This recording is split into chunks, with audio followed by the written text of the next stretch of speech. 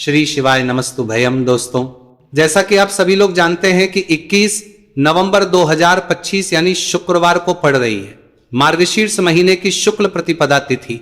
और दोस्तों, ये वो तिथि है जो मार्गशीर्ष महीने में पड़ने वाली सबसे बड़ी तिथि है, क्योंकि ये शुक्रवार के दिन पड़ती है, मार्गशीर्ष महीने में पड़ने वाली रही है, जो बहुत ही खास है।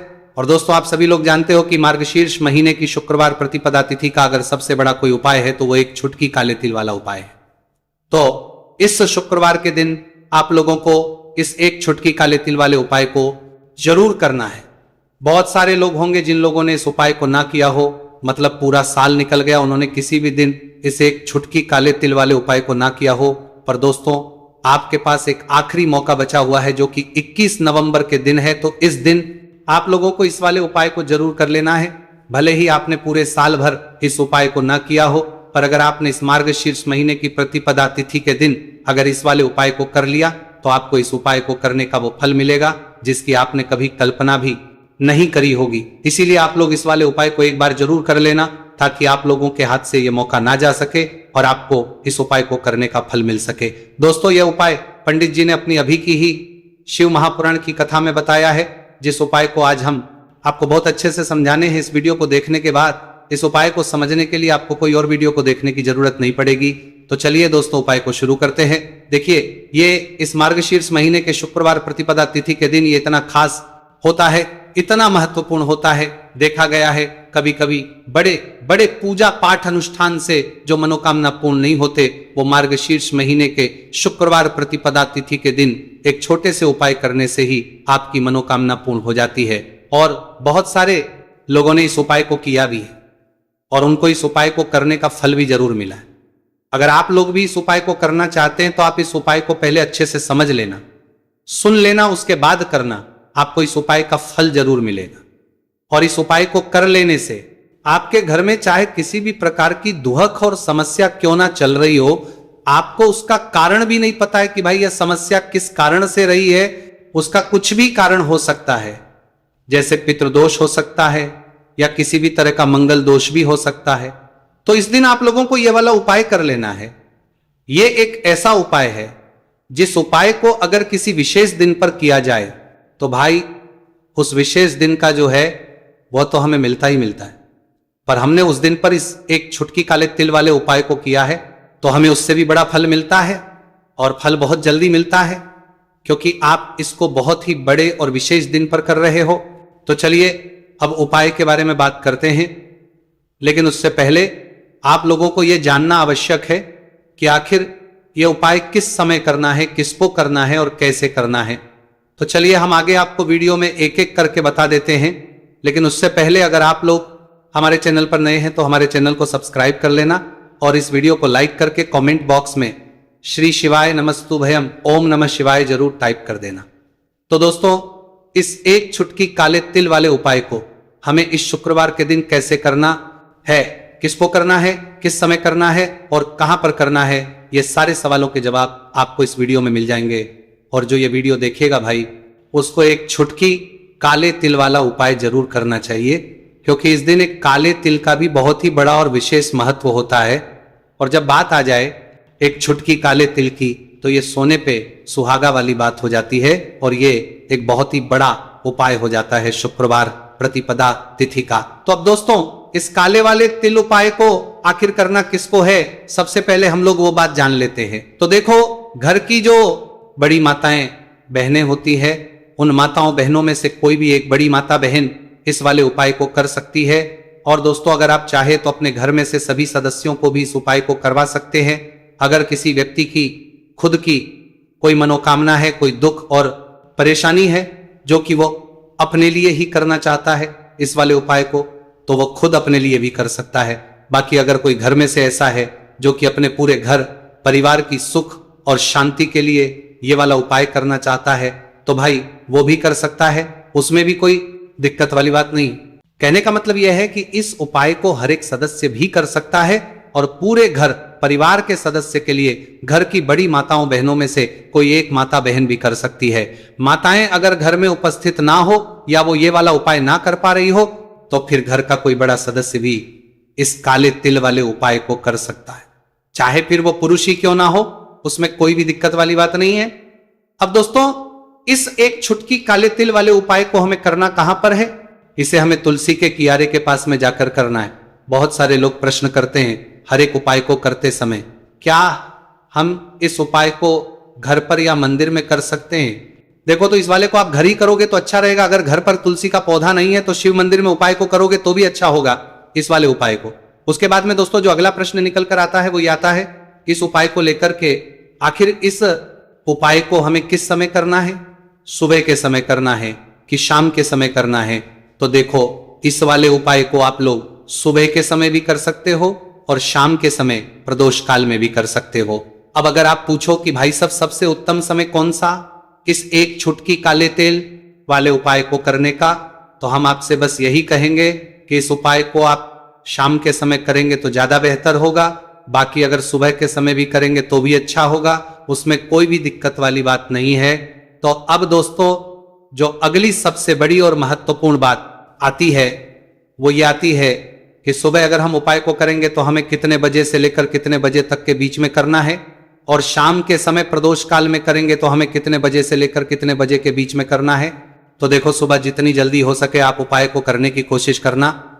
बाकी अगर किसी कारणवश लेट भी हो जाओ, थोड़ी देर भी हो जाए, तो 10 या 11 बजे तक भी आप उपाय कर लेना, पर 12 बजे से ज्यादा देरी ना हो, ठीक है? इस बात का ध्यान रखना। उसके बाद में दोस्तों, अगर शाम के समय प्रदोष काल की बात करें, प्रदोष काल का जो समय है होता है वो शाम के 6 बजे से शुरू हुआ है। मतलब शाम के 6 बजे से लेकर 7 बजे के बीच का जो समय होता है, यह समय प्रदोष काल का समय होता है। मतलब शाम के 6 बजे से रात 8 बजे के बीच में आप कभी भी इस वाले उपाय को कर सकते हो, उसमें कोई भी दिक्कत वाली बात नहीं है। परंतु शुक्रवार के दिन कोशिश करना कि समय के अंतर्गत ही कर लो।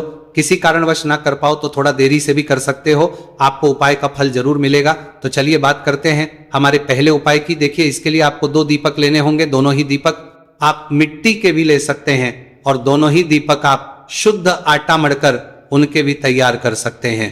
अब दोस्तों, दोनों ही दीपक के अंदर आपको शुद्ध घी का प्रयोग करना होगा और एक दीपक के अंदर आपको गोल रुई की बाती का प्रयोग करना होगा और एक दीपक के अंदर आपको लंबी बाती का प्रयोग करना होगा।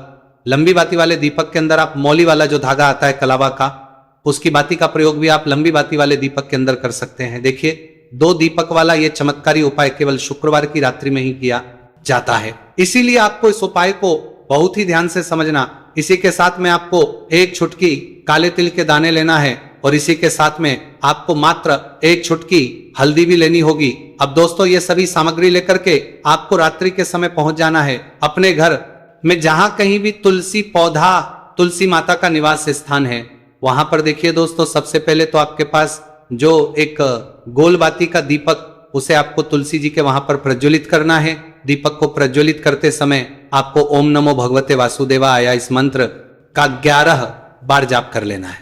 अब देखिए दोस्तों, आप जो एक छुटकी काले तिल के दाने लेकर के आए हैं उन्हें आपको अपने सीधे हाथ में रखना है और जो आपने गोलबाती दीपक प्रज्वलित किया है माता तुलसी जी के वहां पर, उसके ऊपर से आपको इन एक छुटकी काले तिल को घड़ी की दिशा में घुमाना है। आपको अपना नाम और अपनी गोत्र को बोल देना है और फिर आपको इन काले तिल को उससे जलते हुए दीपक के अंदर डाल देने हैं। देखिए, काले तिल भगवान विष्णु के पसीने से उत्पन्न हुए हैं और जब भी हम ये दीपक रात्रि में प्रज्वलित करते हैं तो इससे हमें हमारे कर्ज में राहत मिलती है, जीवन में धन प्राप्ति के नए नए मार्ग खुलते हैं। हमारा अगर कोई भी कार्य रुका हुआ है तो वह भी परिपूर्ण होता है। देखिए, गोल बाती का जो दीपक है, विशेषकर हम माता तुलसी के वहां पर भगवान विष्णु और माता लक्ष्मी के निमित्त प्रज्वलित कर रहे हैं। इस प्रकार से आपको यह दीपक प्रज्वलित कर देना है। अब जो आपके पास लंबी बाती का दीपक है, एक छुटकी हल्दी है, तो इससे आपको लेकर के पहुंचना है अपने घर के मंदिर में। आपके घर के माता लक्ष्मी की जो भी प्रतिमा ही मूर्ति है उनके सामने सबसे पहले तो आपको ये लंबी बाती का दीपक रखना है। फिर आपको दीपक को प्रज्वलित कर देना है। दीपक को प्रज्वलित करते समय आपको ओम महालक्ष्मी इस मंत्र का जाप करते रहना है।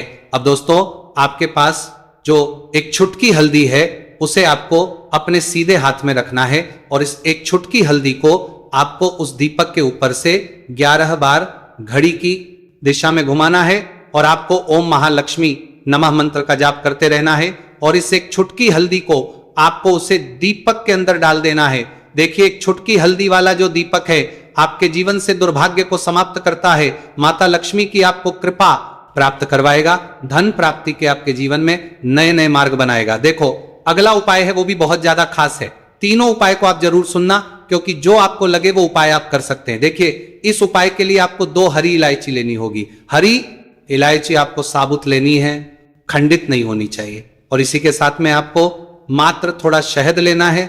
शहद आपको मात्र आधा चम्मच या फिर उससे भी कम ले लेना है। और इसी के साथ में आपको एक दीपक ले लेना है। दीपक आप चाहे तो मिट्टी का भी ले सकते हैं, और आप चाहे तो शुद्ध आटा मढ़कर उसका दीपक भी आप तैयार कर सकते हैं। इस दीपक के अंदर आपको मौली का जो धागा आता है कलावा का, उसकी बाती का प्रयोग करना होगा। यानी कि इस दीपक के अंदर आपको लाल रंग की बाती का प्रयोग करना होगा, और इस दीपक के अंदर आपको शुद्ध घी का प्रयोग करना होगा। अब ये सारी सामग्री लेकर के आपको अपने घर में जो भी मंदिर है वहां पर पहुंच जाना है, और आपको माता लक्ष्मी के किसी भी स्वरूप के सामने बैठ जाना है।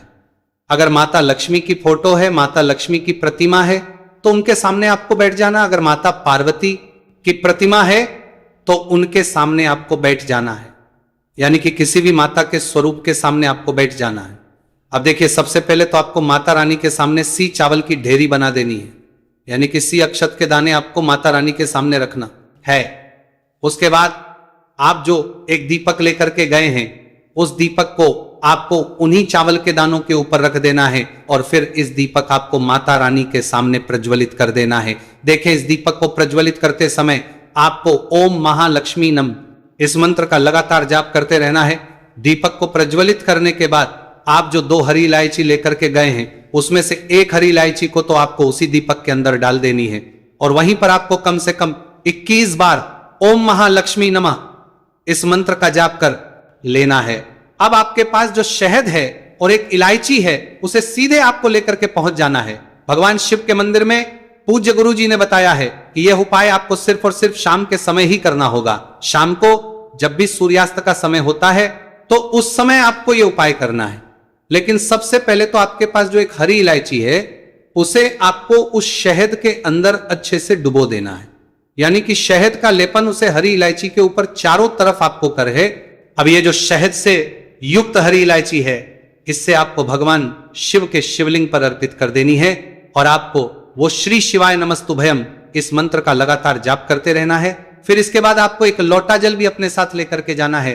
तो यह एक लोटा जल भी आपको धीरे धीरे शिवलिंग पर समर्पित कर देना है, और आपको श्री शिवाय नमस्तुभयम इस मंत्र का जाप करते रहना है। फिर इसके बाद आपको अपने घर आ जाना है। प्रकार से आपको यह उपाय कर लेना है। तो चलिए दोस्तों, जान लेते हैं गुरुजी द्वारा बताए गए दूसरे उपाय के बारे में। देखिए, इस उपाय के लिए आपको लेना है 11 चावल के दाने। गुरुजी ने कहा है चावल के दाने खंडित नहीं लेने हैं, बिल्कुल साबुत होने चाहिए। उसके साथ में आपको लेना है बेलपत्र। बेलपत्र का भी एक नियम है, अगर आपके पास बेलपत्र नहीं है तो आप शिवलिंग से उठाकर उसको पुनः शुद्ध जल से धोकर इस्तेमाल कर सकते हैं। इस प्रकार आपको पत्र लेना है। इसके बाद आपको एक लोटा जल लेना है। अब ये सब सामग्री लेकर आपको जाना है महादेव के मंदिर में। देखो, अब आपको उत्तर साइड में खड़े हो जाना है, और सबसे पहले आपको एक बेलपत्र अपने हाथ पर और 11 चावल दाने रखकर शिवलिंग के ऊपर अपना नाम और गोत्र बोलते हुए समर्पित कर देना है, और ओम नमः शिवाय श्री शिवाय नमस्तुभयम का लगातार जाप करना है। अब आपको जो एक लोटा जल साथ में लेकर आए थे, उसे धीरे बेलपत्र और चावल दाने के ठीक ऊपर आपको समर्पित करते जाना है, और शिव पुराण के मूल मंत्र का 11 बार जाप करना है, और अपनी मनोकामना बोलते जाना है। देखो, बस छोटा सा उपाय करना है, देखना एक दिन आपके सब काम बनने लग जाएंगे। गुरुजी का बहुत ही विशेष उपाय है। चलते हैं तीसरे उपाय की तरफ। देखिए, इस उपाय के लिए आपको एक तांबे के पात्र के अंदर सबसे पहले अपने घर से शुद्ध जल लेना है। फिर इसी के साथ में आपको मात्र थोड़ा सा शहद लेना होगा। शहद आपको आधा चम्मच या फिर उससे भी कम लेना है, और इसी के साथ में आपको एक प्यारी सी बेलपत्र ले लेनी है। बेलपत्र यदि आपको नहीं मिलने पाती है तो भगवान शिव के शिवलिंग पर चढ़ी हुई बेलपत्रों को आप पूर्ण शुद्ध जल से धोकर के उपयोग कर सकते हैं। और बेलपत्र जो है वो कहीं से भी कटी फटी खंडित नहीं होनी चाहिए। अब ये तीनों सामग्री लेकर के सीधे आपको पहुंच जाना होगा शिव के मंदिर में। ये उपाय सुबह से लेकर के शाम तक किसी भी समय कर सकते हैं। देखिए, सबसे पहले तो आपके पास जो शहद है उससे आपको अपने सीधे हाथ की चींटी उंगली के जो पास वाली उंगली होती है, अनामिका उंगली, उसमें थोड़ा सा शहद आपको लेना है और इससे फिर आपको शिवलिंग पर जहां माता सुंदरी का स्थान होता है वहां पर आपको ओम का निर्माण करना है, लेकिन जलाधारी के बिल्कुल बीच में जो स्थान होता है उससे माता अशोक स्थान कहते हैं और इसी स्थान पर आपको शहद से ओम का निर्माण करना है। अब दोस्तों, आपके पास जो एक बेलपत्र है उससे आपको अपने सीधे हाथ की हथेली पे रखना है और महादेव से आपको अपनी वह विशेष मनोकामना, आपके जीवन में जो भी संकट चल रहे हैं, जो भी समस्याएं चल रही हैं, जो भी जीवन में दुर्भाग्य बना हुआ है, आप अपने किसी भी कार्य में सफल नहीं हो पा रहे हैं, तो जिस भी प्रकार की आपकी समस्या उसे दूर करने के लिए आपको महादेव से प्रार्थना कर लेनी है और फिर ये जो एक बेलपत्र है इससे आपको शिवलिंग पर माता अशोक सुंदरी वाले स्थान पर समर्पित कर देनी है। देखिए, जहां पर आपने ओम का निर्माण किया है उसी के ऊपर आपको ये बेलपत्र भी समर्पित कर देनी है। देखिए, बेलपत्र की चिकनी साइड का हिस्सा शिवलिंग से स्पर्श होगा और इसकी जो डंडी है वो आपको जलाधारी की ओर रखनी है, पत्ती वाला भाग शिवलिंग की तरफ रहेगा। इसी प्रकार आपको यह बेलपत्र समर्पित कर देनी है। अब दोस्तों, आपके पास जो एक जल का पात्र है उसमें से थोड़ा सा जल तो आपको बेलपत्र की जो आगे वाली पत्ती है उस पर आपको समर्पित करना है और आपको श्री शिवाय नमस्तु भयम इस मंत्र का जाप कर लेना है। फिर उस पात्र के अंदर जो जल बचेगा उसे पूरा आपको भगवान शिव के शिवलिंग पर धीरे धीरे समर्पित करते जाना है और लगातार आपको शिव महापुराण के मूल मंत्र श्री शिवाय नमस्तु भयम इस मंत्र का जाप करते रहना। गुरुजी ने कहा है कि जल आपको इतने धीरे धीरे समर्पित करना है कि जल समर्पित करते हुए आप कम से कम 11 बार श्री शिवाय नमस्तु भयम या फिर ओम नमः शिवाय इस मंत्र का जाप कर सके। फिर इसके बाद वापस आपको अपने घर आ जाना है। इस प्रकार से आपको यह उपाय कर लेना है। आप देखेंगे कि आपकी सभी मनोकामनाएं अवश्य ही पूरी होंगी। ये उपाय आपको अवश्य करने हैं